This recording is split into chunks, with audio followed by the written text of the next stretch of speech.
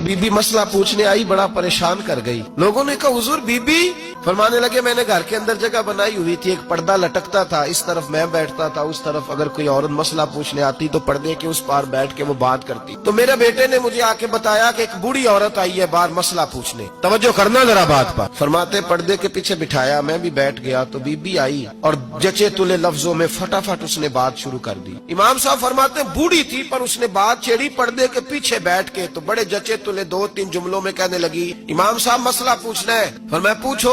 कहते मैं बड़ा तैयार था और मैं अल्लाह ने बड़ा इल्म से उन्हें नवाजा था, कहते मैं परेशान कभी नहीं हुआ था, लेकिन ये बीबी परेशान कर गई। फरमाते हैं मैंने कहा बीबी पूछो।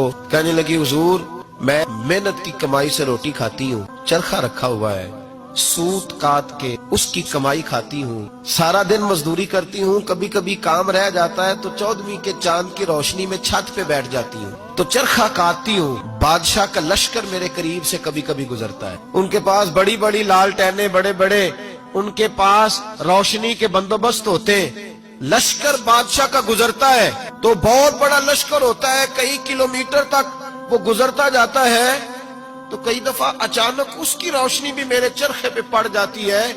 मसला ये पूछना है कि उस रोशनी में जो मैं सूत काटती हूँ उसकी कमाई मेरे लिए हलाल है कि हराम है। इमाम अहमद बिन हंबल फरमाते हैं मैं तड़प के रोया। बीबी तो कभी किसी ने पूछा ही नहीं, इतनी बारी